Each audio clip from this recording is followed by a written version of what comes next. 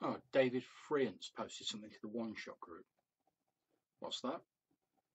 Free Elemental Evil Player's Companion for 5th edition, available on Drive-Thru RPG.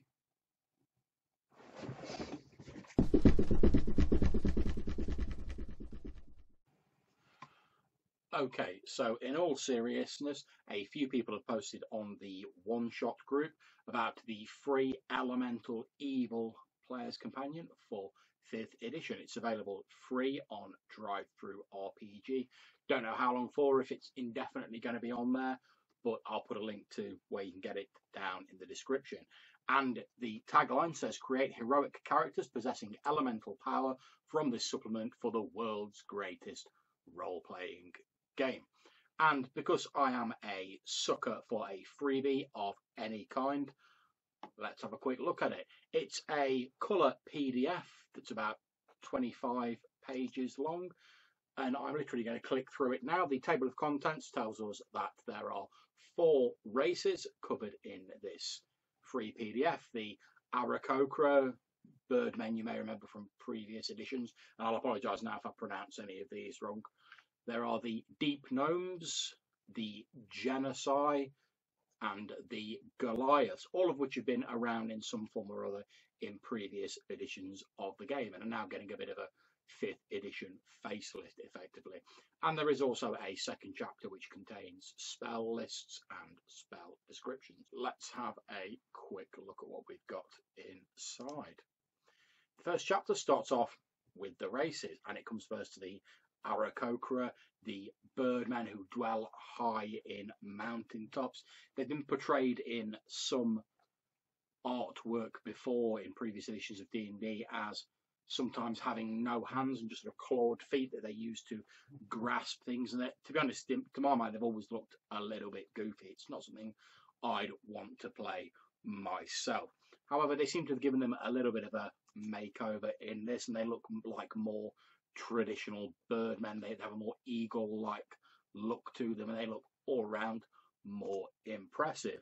They have a flight score by default, and they are a race of creatures who enjoy peace and solitude, most of them having fairly little interest in dealing with other people. If they have no interest in adventuring, why would there be any use for a D&D game? However, the PDF does give some reasons for getting them involved with adventuring. And this section is set out very much as you would expect to see a race write-up in 5th edition set out, in the same manner as they are in the Player's Handbook. The layout is nice and clear, and the artwork looks very striking. Even the picture of the Aarakocra, which, as I've said, I've always found them to look a bit goofy in previous editions. We move on next to the Deep Gnomes, or Smurfneblin, or however you pronounce it. These stony, grey, underground relatives of the gnome. And again, the artwork looks fairly good, although they do look a bit more like a hobgoblin in the artwork here. This grey, stern-faced figure gripping a pickaxe. The Smurfneblin are adapted to the subterranean lifestyle, excellent dark vision, and a lot of them are known for having many magical talents. And they are surprisingly strong for their size. I'm not entirely sure how much you'd be able to bring them into a game that wasn't taking place largely underground. However, as I've always said, it's nice to have additional options, so why not? There's the obligatory names and traits listed for them.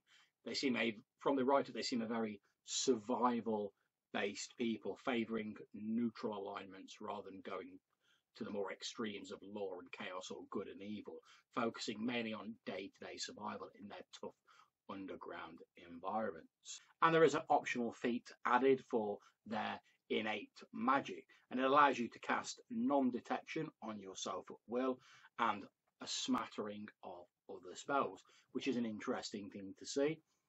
We then move on to the Genocide, who are people with elemental bloodlines running through them. I suppose the nearest equivalent would be the Tiefling, but whereas the Tiefling has sort of demonic or infernal blood, running through it. The genocide have the power of the elements running through them. And a sub-race is given for each of the common elements: earth, air, water, fire, etc. These will be familiar again to anyone who's played in previous editions of D&D.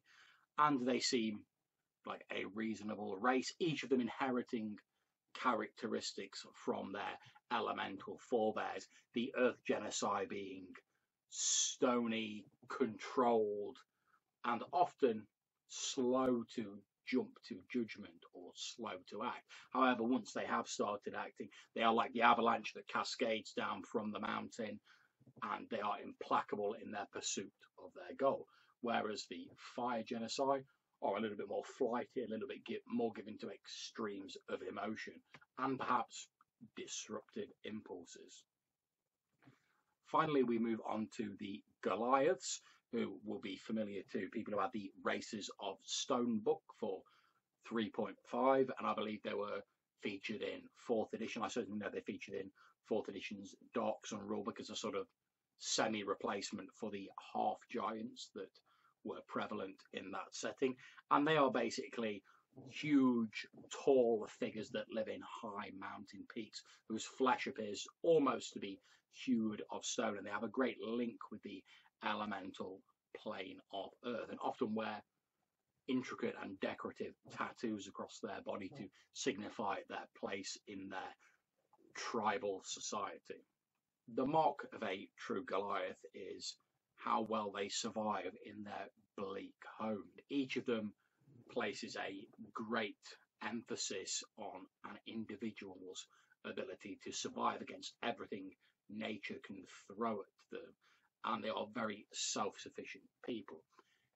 In terms of ability scores, they have increased strength and constitution, unsurprisingly, because they are these gigantic sized creatures, normally somewhere between about 7 or 8 feet in height.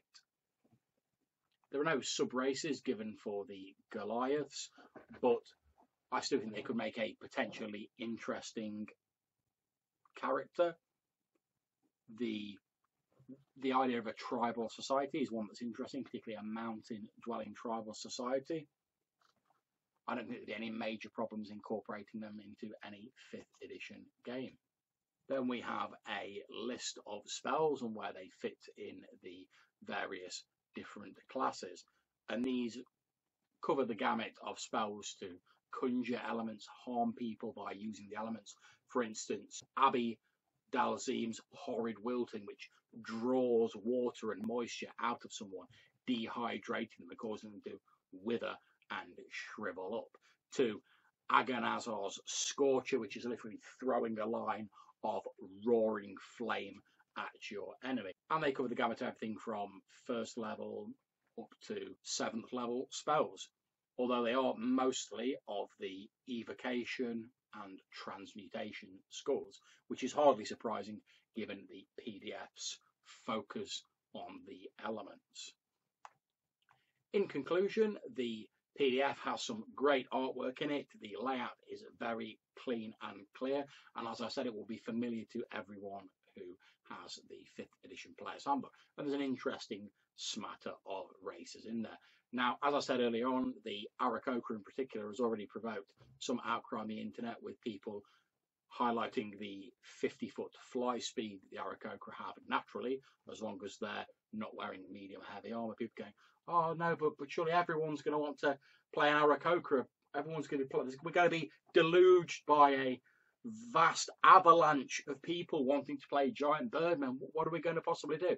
Well, I wouldn't worry too much about it, because to be honest, aside from giving the flippant answer of saying, well, just don't let them then, which would be my normal first response, realistically, I don't think having a character or characters who are more maneuverable in certain circumstances in a game is going to particularly cause any great deal of trouble. After all, the Aarakocra aren't invulnerable while they're flying. Things like archers with bows and arrows, siege weaponry, spells, etc. are still going to cause them damage. if you're an enemy and you see a birdman flying towards you, and even if you've got the initiative, it's obvious they can fly. You're probably going to hold your action back a little bit, wait till he gets in close, and then give him 6 of the fighter's best with your broadsword or whatever. So I really don't think it's insurmountable. I actually think the races are very, very interesting, and just add a few extra options to the game and to give players more choices, which, as far as I'm concerned, is always a good thing. And for the very, very, very low price of absolutely free, you really can't argue with the quality of the PDF. Yes, okay, perhaps it does need a little bit more balancing out, to be honest. And if it was a very expensive hardback book, I'd have said, yeah, they probably need to do a little bit more work on balancing the races. However, as a free PDF that's cost me nothing, I'm not going to complain too much about that. If you don't like some of the characteristics, just tweak them a little bit or change them a little bit, or just leave them as they are. At the end of the day, balance is not everything, and it's not going to destroy your game, ruin anything, or rather, it's only going to do that in so much as you let it. I think that the Player's Companion, the Elemental Evil Player's Companion, is a very enjoyable PDF to read. The artwork is beautiful and it's entirely free. I'd advise you to pick it up and have a look through it. If you don't like it, don't use it. After all, what have you got to lose? It is free. So I hope you've enjoyed this mini review.